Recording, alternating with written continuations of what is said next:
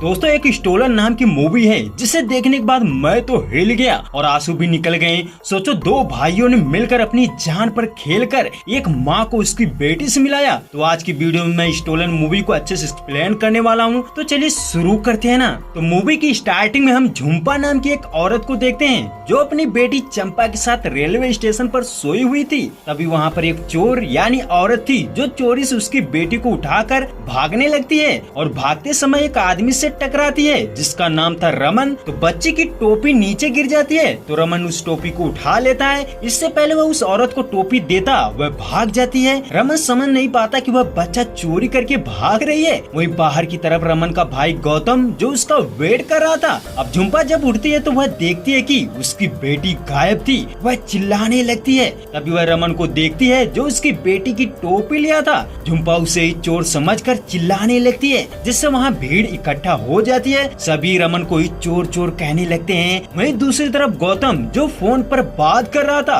वह देखता है कि उसके भाई को लोग परेशान कर रहे हैं। वह दौड़ते हुए जाता है और कहता है कि ये मेरा भाई है, ये चोर नहीं हो सकता। उसका कहना था कि अगर ये चोरी करेगा तो यहाँ पर क्यों रुकेगा। तभी स्टेशन पर एक दुकानदार था। रमन कहता है कि आप इस लड़के से पूछ लीजिए, मैं इसकी दुकान पर था, मेरे पास कोई बच्चा नहीं था। तो दुकान वाला बोलता है कि हाँ इन्होंने मेरी दुकान से बिस्किट खरीदा है और इनके हाथ में कोई भी बच्चा नहीं था। अब जाकर रमन को छोड़ते हैं। पर झुम्पा पागल सी हो गई थी, वह चीख रही थी, चिल्ला रही थी। तभी वहाँ एक कांस्टेबल आ जाता है। हम देखते हैं कि गौतम रमन से कहता है कि चल यहाँ से भागते हैं नहीं तो फंस जाएंगे।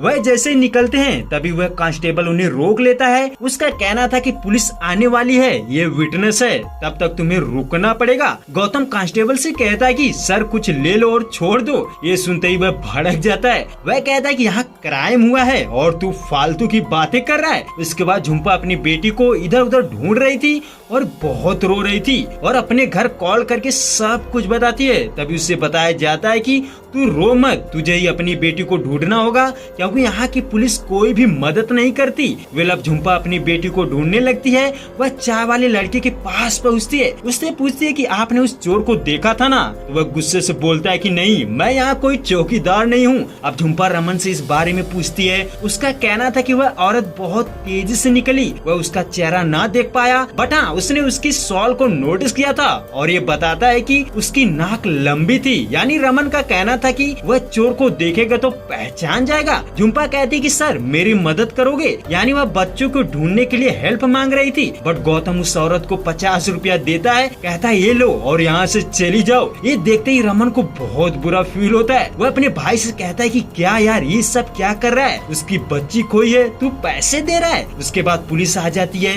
एक इंस्पेक्टर शक्ति सिंह और एक कांस्टेबल पंडित जी वह रमन का बयान लिखते हैं और उनसे सवाल पे सवाल पूछे जा रहे थे। रमन उनसे कहता है कि सर ये सब फालतू चीज क्यों पूछ रहे हो। तो इंस्पेक्टर उसकी बात से भड़क जाता है। वह कहता है कि तू हमें कानून सिखा रहा है। गौतम बताता है कि सर मेरा भाई फ्लाइट पकड़कर आने वाला था बट इसने उससे मिस कर दिया, फिर ट्रेन से आया, हम लोग अपने घर जा रहे हैं शादी में। हालांकि पुलिस वाले सिर्फ टाइम पास कर रहे थे। तभी हम देखते हैं कि जब झुम्पा चाय वाले को देखती है ना, वह किसी से बात कर रहा था और बच्चा चोरी के बारे में बता रहा था। तभी हम देखते हैं कि झुम्पा उसका पीछा कर रही थी। वह सुनते ही जोर जोर से चिल्लाने लगती है और उस लड़के को मारने लगती है। ये सुनकर पुलिस वाले भी पहुंचते हैं। वह बताते हैं कि सर इसे मालूम है कौन बच्चा ले गई है, ये अपने साथी से बात कर रहा था। वहीं चाय वाला कहता है कि सर मैं यही बात सिर्फ बता रहा था, मैंने उसे नहीं देखा। तभी रमन भी बोल पड़ता है। वह कहता है कि सर मुझे भी इस पर शक है क्योंकि मुझको देखा तो फोन छुपा रहा था। तो रमन के कहने के हिसाब से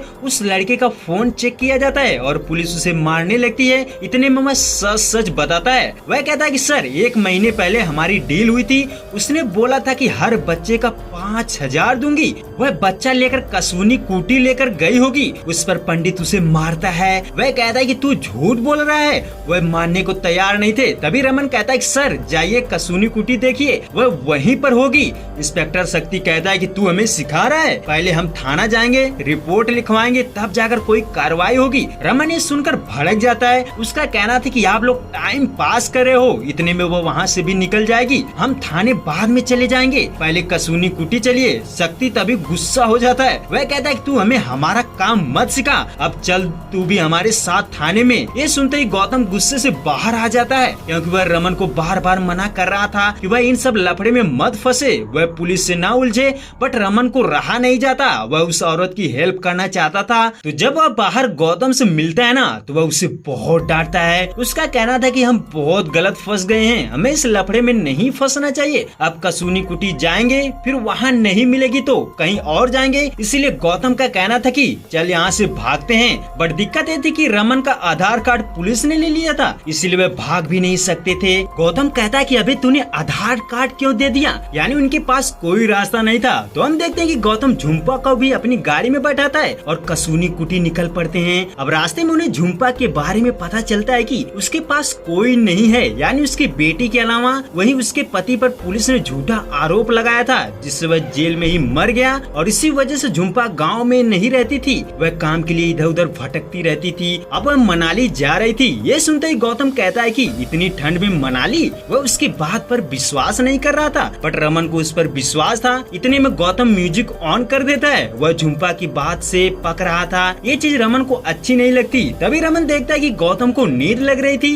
जिससे वह गाड़ी चलाने को बोलता है। अब दोनों बहस कर लेते हैं, क्योंकि गौतम को ठीक नहीं लग रहा था। वह कहता है कि तू ट्रेन से क्यों आया, अगर फ्लाइट मिस हो गई थी तो दूसरी पकड़ लिया होता। रमन कहता है कि उसके लिए ज्यादा पैसे लगते। गौतम कहता है कि मैं पैसे दे रहा था ना तुम्हें। वेल यहीं पर ये पता चलता है कि गौतम की हर कोई प्रॉब्लम पैसे से ही सॉल्व करना चाहता था, उसके लिए इमोशंस की कोई जगह नहीं थी। वहीं झुम्पा को एक औरत कॉल करके ये बताती कि घर पर पुलिस आई थी, दादा ने तेरे बारे में सब कुछ बता दिया, तू जरा संभल कर आना। अब ऐसा वह किस लिए कहती है ये तो पता नहीं चलता। तभी रास्ते में उन्हें आर्मी वाला रोक लेता है। हालांकि पुलिस वाले आगे निकल चुके थे, तो वह आर्मी वाला उनको रोक कर परेशान करने लगता है। वह उनसे कहता है कि तुम्ही तीनों ने बच्चा चुराया है ना। वह उन्हें एक वीडियो दिखाता है जो रेलवे स्टेशन की थी, किसी ने उनका वीडियो बनाकर पोस्ट कर दिया था कि इन तीनों ने बच्चा चुराया है। ये देखते ही वो परेशान हो जाते हैं। अब आर्मी वाला उन्हें परेशान करने लगता है। तभी पुलिस आ जाती है। शक्ति कहता है कि तुमने उन्हें रोका कैसे, ये हमारे साथ हैं। आर्मी वाला कहता है कि सॉरी मैं नहीं छोड़ सकता, ये सस्पेक्ट हैं। इस पर शक्ति गुस्सा हो जाता है। उसका कहना था कि ये आर्मी वाले कब से पुलिस का काम करने लगे। तो शक्ति अपने सीनियर को कॉल लगाकर उसको देता है, जिससे मैटर सॉल्व हो जाता है। वे अब फिर से कसूनी कुटी के लिए निकल पड़ते हैं। अब एक बार फिर से गौतम रमन पर गुस्सा होता है। उसका कहना था कि अगर पुलिस नहीं आती तो हम बुरा फंसने वाले थे, हम लोग बच्चा चोर हैं क्या। ये सुनकर झुम्पा कहती है कि सर मेरी वजह से आप लोग फंस चुके हो। इतने में गौतम फिर गाना चालू कर देता है। कुछ देर बाद वह कसूनी कुटी पहुंच जाते हैं। वह पहुंचते ही रमन गौतम से कहता है कि तू यहीं पर रुक, मैं अंदर जाता हूँ। तभी अंदर ढूंढने लगते हैं। वह देखते हैं कि वही औरत अंदर थी। वह भागने लगती है, तो ये लोग उसे ढूंढते हैं। तभी अचानक वह पंडित को मारकर बाहर की तरफ भागती है और फिर गाड़ी के पीछे छुप जाती है। वहीं गौतम को थोड़ा डाउट था, वह उसे देखने पीछे जाता है। तभी औरत भागने लगती है। गौतम एक लकड़ी से उसे मारता है। वह एक बड़े से गड्ढे में गिर जाती है और मर जाती है। और फिर जब वहाँ शक्ति पहुँचता है तो वह बहुत डांटता है। उसका कहना था कि अब तो ये मर गई, अब लड़की भी नहीं मिलेगी, वहीं ये फंस सकते थे। रमन कहता है कि ये इसकी गलती नहीं है, इसने सेल्फ डिफेंस में मारा है। शक्ति कहता है कि ये सब कोर्ट में साबित करना। वेल अब रमन कहता है कि चलो फिर से देखते हैं, अंदर शायद कुछ मिल जाए। अब वह अंदर जाते हैं। फिर ढूंढते ढूंढते झुम्पा को एक कार्ड मिलता है नशा मुक्ति केंद्र का, जो अच्छे लाल नाम के आदमी का था। तो झुम्पा उस कार्ड को चुरा लेती है। उसे समझ आ चुका था कि पुलिस वाले हमारी मदद नहीं करेंगे, हमें ही कुछ करना पड़ेगा। तो वह वहाँ से चोरी से भाग जाती है। वहीं शक्ति को यह पता चलता है कि ये जो झुम्पा है ना, वह मुंबई से भाग कर आई है, दरअसल अपने मालिक का बच्चा चुरा कर। ये सुनते ही शक्ति शौक था। वह सबको इस बारे में बताता है कि असली चोर तो वही निकली, हम लोगों को चूना लगा कर भाग गई। वो तो भाग गई थी, बट ये फंस चुके थे। तो गौतम पंडित को कुछ पैसे देता है और अपनी अंगूठी भी, जिससे वह इन्हें छोड़ देते हैं। वे अब दोनों भाई अपने घर की तरफ निकल पड़ते हैं। रास्ते में गौतम उसे बहुत डरता है। वह कहता है कि तेरे 15 मिनट के चक्कर में मुझसे मर्डर हो गया और वह चोर निकली, तो उसकी साइड ले रहा था। रमन कहता है कि नहीं यार, वो चोर नहीं है, तो गाड़ी रोक, तुझे मैं समझाता हूँ। तभी ये पता चलता है कि रमन ने उसे गाड़ी की डिग्गी में बंद किया था। गौतम जब ये जानता है तो और बौखला जाता है। वह कहता है कि ये सब बहुत गलत है, तू एक क्रिमिनल को भगा रहा है। रमन कहता है कि इसे फंसाया जा रहा है, ठेकेदार ने इसे फंसाया है। गौतम मानने को तैयार नहीं था। तभी पता चलता है कि रमन की एक गर्लफ्रेंड थी जो बीमार थी, वह मर गई। तो रमन भी गुस्सा रहा था। वह कहता है कि तू जिस दिन जेब से सोचना बंद करेगा ना, उस दिन तेरा भला होगा। अब रमन झुम्पा के साथ चला जाता है। गौतम अकेला था, उसे समझ नहीं आ रहा था, तो वह भी सोचता है कि ठीक है, मैं भी उनके साथ ही चलता हूँ। वे लागे वह साथ में चलते हैं। सुबह हो चुकी थी। रमन चेक करता है, उसे पता चलता है कि पंचटोला में एक नशा मुक्ति केंद्र है। लोकेशन नहीं दिखा रहा है, लेकिन 15 मिनट लगेगा, हम वहाँ पर पहुँच जाएंगे। उसके बाद आगे दुकान के पास रोकते हैं। वहाँ कुछ लोग उन पर ध्यान दे रहे थे। तभी एक बंदा पहचान जाता है कि यही तीनों ने एक बच्चा चुराया था, क्योंकि ये चीज सोशल मीडिया पर वायरल हो चुकी थी। अब वह लड़का अपने दोस्तों को इकट्ठा कर लेता है। वह गौतम से भिड़ जाते हैं, पूछते हैं कि बच्चा कहाँ है। यानी वह बुरी तरह से फंस चुके थे। तभी जैसे तैसे गौतम गाड़ी लेकर भागने लगता है और गांव वाले भी उनके पीछे पड़ जाते हैं। अब रास्ते में जाते वक्त रमन झुम्पा के बैग से कुछ पैसे पाता है। उससे पूछता है कि इतने सारे पैसे तुम्हारे पास कहाँ से आए। तो झुम्पा कहती है कि ये 1 साल का काम किया था मैंने। तभी रमन एक फोटो भी देखता है जो मुंबई के किसी हॉस्पिटल की थी। रमन कहता है कि तूने बोला था कि तू मुंबई कभी भी नहीं गई, तो फिर ये फोटो कहाँ से। इससे पहले झुम्पा कुछ बोलती, तभी अचानक गांव वाले अटैक कर देते हैं। वह गाड़ी को और तेज भगाते हैं। तभी उनके एक बंदे को ठोक देते हैं, वह घायल हो जाता है। उसके बाद एक बार फिर से रमन झुम्पा से पूछता है कि तू सच बता, वो बच्चा किसका था। झुम्पा कहती है कि मेरी बेटी थी। रमन कहता है कि मैं तेरे लिए अपने भाई से लड़ रहा हूँ, तू सच बता।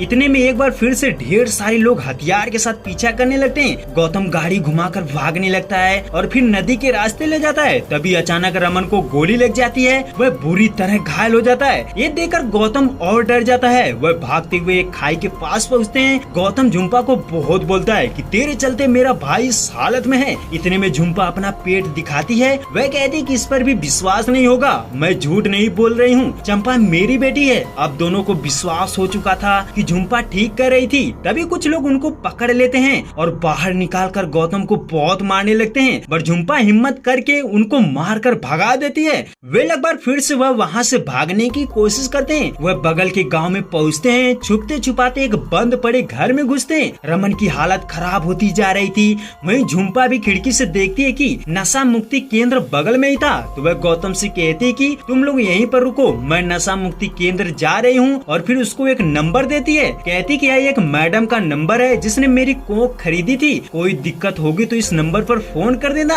अब वहाँ से चोरी से चली जाती है। उसके बाद हम देखते हैं कि रमन को प्यास लगी थी, उसका गला सूख रहा था। तो गौतम कहता है कि तू सोना नहीं, मैं पानी लेकर आ रहा हूँ। फिर वह पानी लेने जाता है। बाहर जैसे ही जाता है तो उसे गाँव वाले देख लेते हैं और पकड़ लेते हैं। इस बार उसे बहुत मारते हैं। वह अधमरा हो चुका था। बट वहाँ पर पंडित आ जाता है जो गांव वालों को भगाता है। उन्हें बताता है कि ये सब चोर नहीं है। अब पंडित गौतम से पूछता है कि तुम्हारा भाई कहाँ है। तो हम देखते हैं कि रमन अपनी जगह से उठकर बाहर आ चुका था। उधर गौतम पंडित के साथ उसको ढूंढ रहा था। वहीं दूसरी तरफ झुम्पा नशा मुक्ति केंद्र पहुँच जाती है। उसके हाथ में कुल्हाड़ी थी जिसे देखकर लोग डर जाते हैं। वहाँ की मैडम पूछती है कि बताओ क्या बात है, मैं तुम्हारी मदद करूंगी। झुम्पा अच्छे लाल के बारे में पूछती है। वहीं इधर रमन उनको मिल चुका था। पंडित उन्हें जैसे एम्बुलेंस में बिठाकर हॉस्पिटल ले जाने की कोशिश करता है। तभी उसे कॉल आता है। उसका सीनियर उसे बताते है कि झुम्पा ने इलीगल सरोगेसी की है, वह फंसेगी। ऑर्डर आया है कि उसे जल्द से जल्द पकड़े।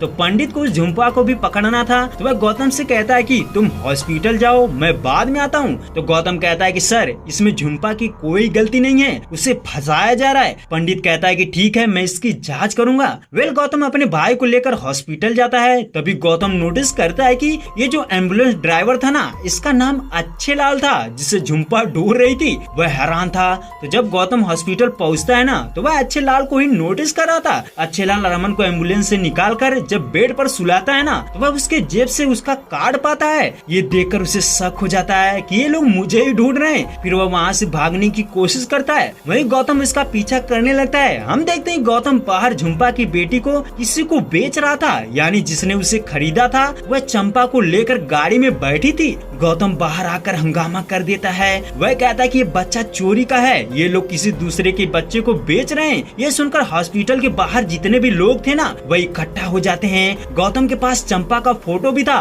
वहीं उधर पंडित झुम्पा को पकड़ लेता है और उसे हॉस्पिटल ला रहा था। यहीं पर पता चलता है कि झुम्पा से एक मैडम ने एक बच्चे की डील की थी। उसके लिए उन्होंने इससे पैसे भी दिए थे, बट भगवान की दुआ से झुम्पा को 2 बच्चे हुए थे। तो वह एक बच्चा दे देती है, बट दूसरा बच्चा अपने पास रखना चाह रही थी, लेकिन वह उससे दूसरा बच्चा भी छीनना चाहते थे, इसीलिए झुम्पा वहाँ से भागी थी।